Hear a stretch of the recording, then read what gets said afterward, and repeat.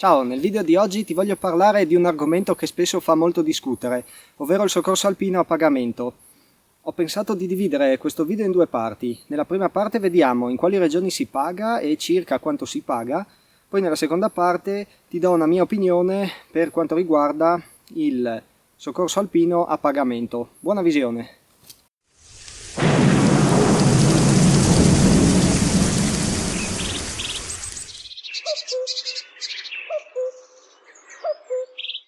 Allora, in Italia se abbiamo bisogno di soccorso ci affidiamo al sistema sanitario nazionale, quello che comunemente chiamiamo 118.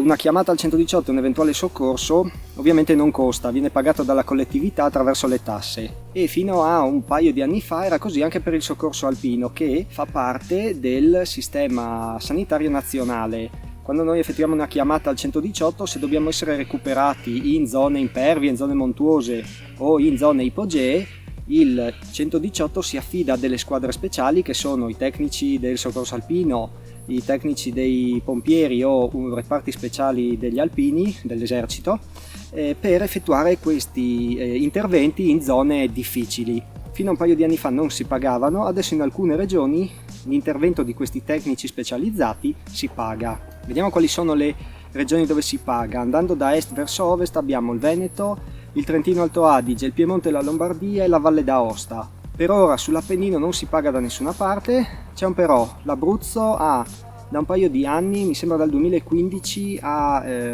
promulgato una legge per introdurre il pagamento del soccorso alpino, di un ticket per il soccorso alpino, però non sono ancora stati fatti gli emendamenti a questa legge, quindi la legge è ferma e non si paga. Stessa cosa in Friuli Venezia Giulia, esiste una legge per introdurre un ticket a pagamento, ma gli emendamenti non sono ancora stati fatti, quindi per ora non si paga nemmeno in Friuli Venezia Giulia.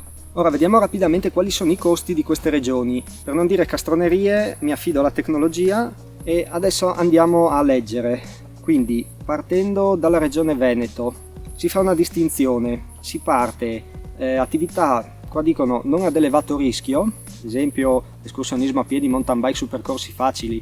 L'intervento è comunque gratuito, mentre se il recupero è dovuto ad un'attività ad elevato rischio di soccorso, si va a pagare 200 euro per la chiamata, più 50 euro per ogni ora aggiuntiva di impegno dei tecnici oltre la prima ora, fino comunque a un massimo di 500 euro.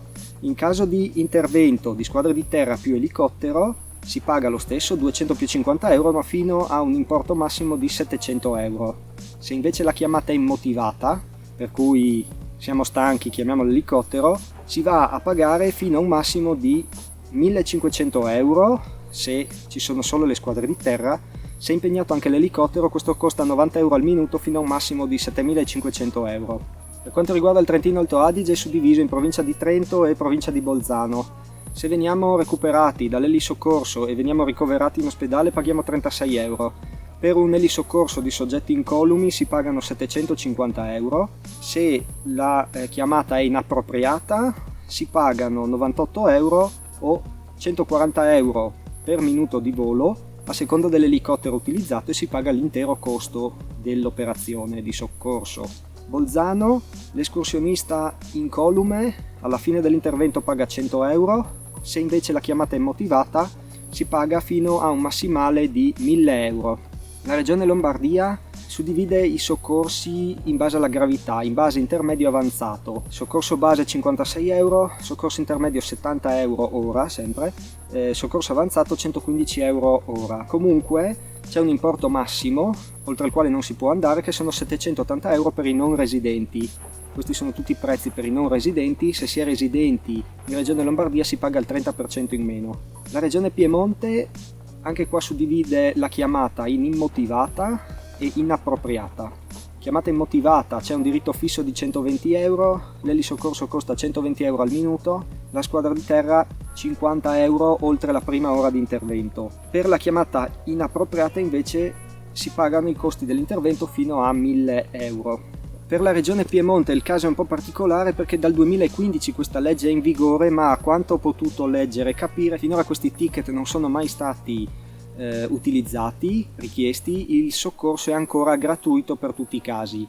Se ne sai qualcosa di più, magari scrivermelo sotto in descrizione, così metto il commento in evidenza se quello che ho detto è sbagliato. La regione Valle d'Aosta, infine, il recupero col ricovero in pronto soccorso o ospedaliero è gratuito, mentre anche qua chiamata immotivata, quindi non c'è una situazione di pericolo, sono 120 euro al minuto e si paga l'intero costo. Chiamata inappropriata, c'è copertura dell'intero costo fino a un massimale di 3.500 euro. Ora, adesso i prezzi te li ho detti così veloci, giusto per avere un'idea.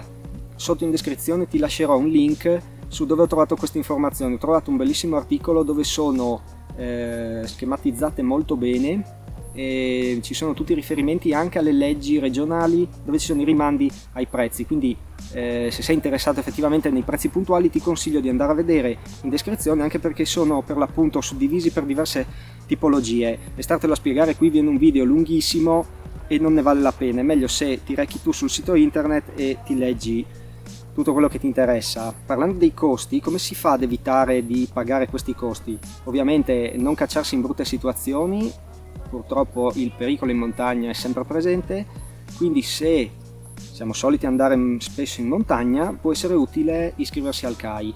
L'iscrizione al CAI fornisce una polizza assicurativa per i recuperi del soccorso alpino in tutta Europa fino a un massimale di 20.000 euro. Quindi non siamo assicurati per gli infortuni, ma siamo assicurati per il recupero del soccorso alpino.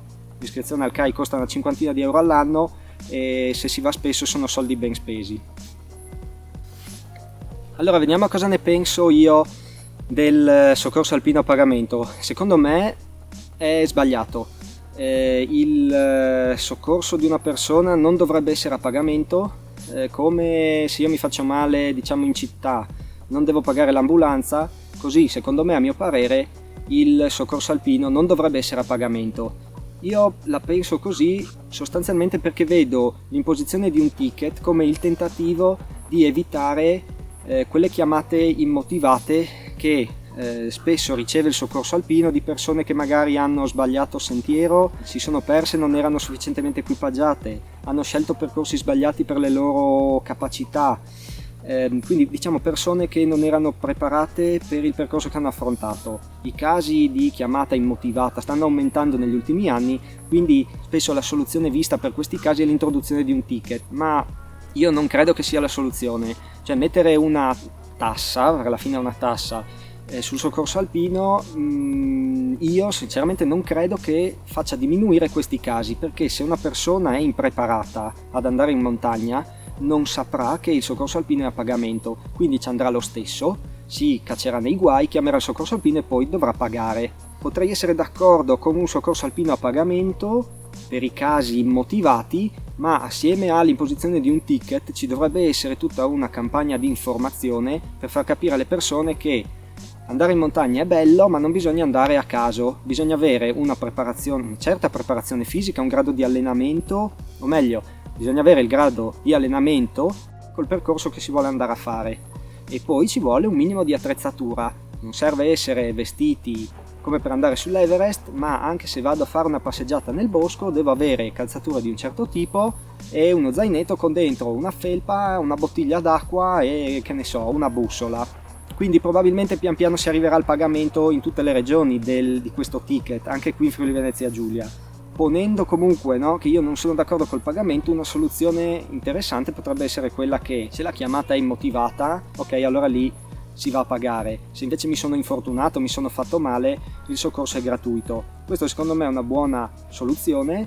Va da sé che comunque, secondo mio parere, ci deve essere una campagna di informazione per chi va in montagna, ma non solo per chi è appassionato di montagna, per tutte le persone. Chiunque deve capire che chi va in montagna chi va in montagna in natura non è in un ambiente controllato come lo sono le nostre città e spesso anche le nostre campagne vicino alle città. La montagna non è un ambiente controllato dall'uomo o lo è solo in minima parte e quindi bisogna essere preparati. Bene, allora ti invito a farmi sapere sotto in descrizione, lasciami un commento, fammi sapere cosa ne pensi anche tu del soccorso alpino al pagamento. Mi raccomando, commenti no volgari e no polemica, per piacere. Io spero che questo video ti sia piaciuto e ti possa essere utile. Soprattutto ti ricordo di guardare sotto in descrizione, dove troverai l'articolo dove ci sono tutte le tariffe dei ticket suddivise per regioni, col rimando anche alla normativa di legge. Inoltre troverai sotto, ti lascio anche un articolo che ho scritto sul mio blog dedicato al soccorso alpino, che cos'è, come funziona, e ho scritto anche un articolo su come si effettua la chiamata al soccorso alpino.